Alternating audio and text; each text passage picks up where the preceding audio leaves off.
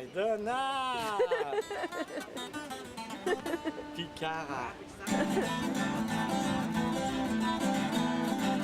Hello and welcome to Travel Angel. I'm Donna Lynn, and today's topic is the Holy Land. We're going to tell you a little bit about Banias, the lost city of Pan, take you there, and then we're going to trace the steps of Jesus and the patriarchs, and it's going to basically be a quick crash course, Biblical History 101. My guest is Dr. John Wilson, Professor of Religion from Pepperdine University in Malibu. Thank you so much for being here. It's good to be here. Thank you. And we've done a couple of shows, so I hope that you've had a chance to see them. If not, you're going to love this one. Professor Wilson wrote this book on Banias, the lost city of Pan. You're a field archaeologist, an author, and a professor. And what, again, made you decide to go to Banias? Well, I've had an interest in the relationship between archaeology and the life of Jesus. This was not a very significant topic until fairly recently, but there are a lot of scholars now who are interested in this because they found there's a lot more discoveries to be made than anybody thought. Most archaeology, what's called biblical archaeology, has usually been archaeology connected with the prophets or with the ancient kings of Israel, David and Solomon, and arguments about whether something's really been found from Solomon's time and those things. So I just thought nobody had looked into this, and of course Caesarea Philippi or Banias is connected with the story of Jesus in the Gospels. Before that, I worked for several years at Capernaum, which was actually a little village on the shores of the Sea of Galilee, and that's where Jesus lived when he was an adult. So I was just interested in Galilee and in digging in Galilee and what can we find in Galilee. A lot of the archaeology has been done in Jerusalem because that's where some really spectacular history is and spectacular things have been found. But Galilee, which is green and pastoral and farms and streams and mountains and trees and so on, is a nice place, and it's actually more connected with Jesus than Jerusalem. Jesus was only in Jerusalem a few days out of his life, whereas he lived most of his life up in Galilee. So that was how I got the interest. Well, okay, so let's maybe trace the steps of Jesus. Let's see, the angel told Mary, actually maybe we should start, many of these places were not even really constructed until Constantine and his mother, Helena, went and found all of these locations and had them built. So how do we know that these are like accurate locations? Yeah, I'm going to give a little advice to people who go to the Holy Land. Take a lot of what you're told with a big grain of salt, because for hundreds and hundreds of years, guides there have found that they get a little bigger tip if they tell people what they want to hear rather than what may be historically accurate. So I always tell people, I don't want to make a skeptic out of you. I want you to, I want you to be, if it's a strong spiritual, emotional feeling that you have by being somewhere, that's fine. I don't say anything against that at all. But just because they tell you that this is the pillar of salt that Lot's wife was turned into, you don't necessarily have to believe that. What happened was the Emperor Constantine, of course, declared himself to be a Christian. The Christians had been persecuted before that. So these poor Christians in the Middle East, everybody had kicked them around. They'd been persecuted. They'd even been killed for their faith and so on. Now suddenly the emperor is on their side. And then he sends his mother to the Holy Land. He says, you find out where all these things in the Bible happened, and we'll build big churches over them. So she goes there and she starts asking questions, okay, now where did this happen? Where did that happen? Well, they're not going to disappoint the emperor's mother, so they just find some place and say, that's where it happened. So you have to always be careful if something was not as pretty much identified as the spot of a biblical event before Constantine's mother came, then you got to be a little careful, because it may simply be somebody trying to please Constantine's mother rather than really knowing where something happened, So as I say, you don't have to be skeptical. There are some places, for example, I'm pretty sure that we know pretty sure where Jesus was crucified. And we know pretty sure about where he was buried. Really? So I can't say it's 100%, but I can say that archaeologically and historically we can be fairly sure of that. But there are lots of things you're shown there that what you need to think in your mind is, yes, well, I believe that these events occurred, and maybe they occurred where this guide is telling me that they did, and maybe not. Now, when they tell you historical things, when they say this building is 3,000 years old or 2,500 years old, or this building is from the time of Jesus, those things you can believe. But if they say, this is the building where Jesus had the Last Supper, well, be careful about that. That's on the second floor of where King David is buried. Mm-hmm. And that building is so obviously 1,000 years after Jesus' time, I'm afraid he didn't have the Last Supper there. Sorry, but... going along with what Queen Helena found in these locations where she had the churches built. So let's just maybe start off with what we have chronologically. Nazareth, the Church of the Annunciation, where Mary was told by the angel that that Jesus was coming, and so. Well, now Nazareth, of course, is up in Galilee. It's not around Jerusalem.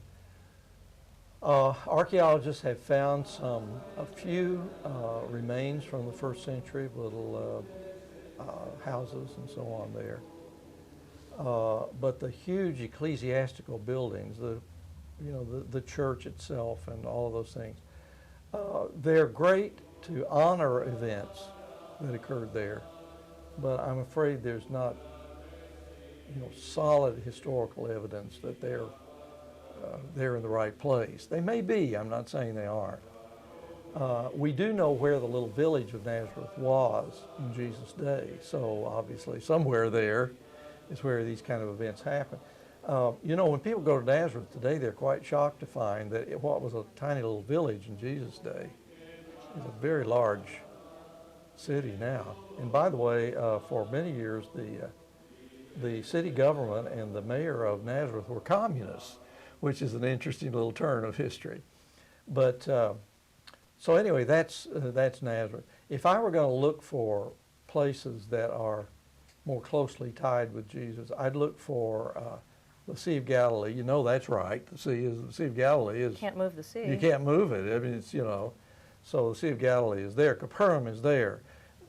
Jesus did his teaching basically in three little towns. One was Capernaum, one was Chorazin, another was Bethsaida. They're little towns that were right on the shores of the Sea of Galilee, and all those have been found and have been excavated. But now saying that some specific building in one of those towns is the building where Jesus once was, you got to be a little skeptical of that. Like Bethlehem, the Church of the Nativity, it's like 300 years afterwards trying to find, like, how do we, but anyway, it's nice that we have a place traditionally where we can go honor. Yes. And in Bethlehem, the church itself is one of the oldest churches and one of the oldest intact buildings in the world. I mean, it's quite apart from whether it really is built over the site where Jesus was born, which it might be. There's a cave down there. People who go there go down. They see the cave, the grotto, and the belief has been for many centuries that that was the where the manger was, and so on. Maybe so. I'm not saying it wasn't, but the thing I know for sure is the church is very, very old, and you're seeing something very, very old, and you're seeing the signs of the faith of people when you see these places. I've been quite touched when I see pilgrims coming to these places. And I might, as a scholar or a historian or an archaeologist, I might say, well, you can't really prove that that's the right place. But I've been touched. I remember one time I went to the Church of the Holy Sepulchre in Jerusalem, and I watched pilgrims, little women from Greece and places like that, peasant women in their little black outfits. And they would go up to the spot where they believed Jesus was crucified. And by the way, he may very well have been. In fact, one could make an argument that that's the right place. But But I just thought I was maybe more impressed by this faith that these women had as I was with the place, you know.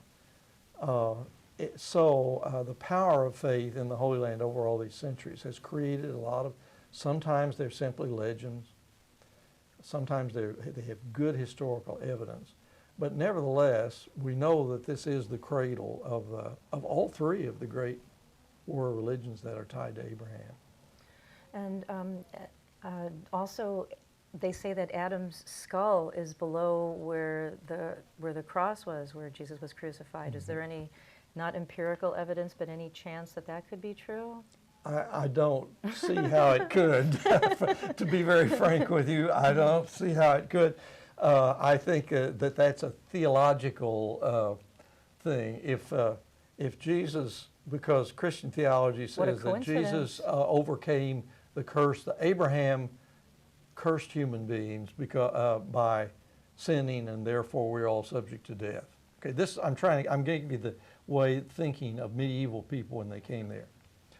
And when Jesus was crucified, he overcame the curse of Adam. Wouldn't it be neat if Adam's skull was at the base of the cross, so that when the blood of Jesus came down off the cross and went on Adam's skull, wouldn't that be a neat symbol? Wow. See, I think it's the neat symbol that's running that, not something historical or something like that. But nevertheless, it's an interesting idea, and people have believed it for centuries and centuries. So. Now, you said you thought that you knew where Jesus was actually buried. Is it in the burial place at the Church of the Holy Sepulchre? Yeah. Is it, yes? Yeah. Sometimes people, when they hear me say these skeptical things, they're a little surprised when I tell them. But I do think it makes sense, because you wouldn't carry him so far. Yeah, the gospel stories say that when Jesus was taken off the cross, that there was a nearby garden, and there were tombs in the garden. And there's those two tombs in there. Yeah, there are tombs still there. The tombs do date from the 1st century. See, what you have to do when you go there as a tourist, enjoy these old church buildings, because they're very old and they're wonderful, but they completely throw you off as to what the place looked like in ancient times. There was not a big church. It was a mountain. There, it was actually a hill. Yeah, Golgotha. A limestone hill, and they've built all these big churches. We don't do that nowadays. When we want to honor a spot, our tendency as modern people is to try to keep it as much like it was as possible. You know, when the event occurred there. If we want, let's say Ford's Theater in Washington, D.C., we know that Abraham Lincoln was assassinated there up in the balcony. Well, we didn't build the Lincoln Memorial at tear down Ford's Theater and build the Lincoln Memorial. You know, we don't do memorials that way anymore. We want Ford's Theater to look just like it looked when Lincoln was assassinated. Keep it authentic. Well, you know, from my point of view, I wish the people who built all of those churches had, instead of doing that, had said, let's keep it looking exactly like it looked in the days of the Bible. Because it's so hard for people to go there now. And I know people will go in the Church of the Holy Sepulchre and they look around and they say, you can't tell me that this is where Jesus was crucified. And I know exactly what they mean, because they say, look at this place, you know. And by the way, you know, it's a real jumble. It's a very confusing building. Well, they have so many different faiths that each have their own little area there, but following the life of Jesus. So after Jesus was born in Bethlehem, perhaps his parents, Mary and Joseph, took him to Jerusalem to the temple, maybe to have him blessed and maybe circumcised on the 8th day, perhaps? And the temple, now you're moving into archaeology and history when you start talking about the temple, because a lot of work has been done on reconstructing, you know, at least on paper, what the temple looked like. At the Israel Museum, you can see a wonderful model. That's right. That's right. A lot of excavation has been done around the edges of the Temple Mount. Remember that the temple, it was not a building; it was a whole complex of buildings, and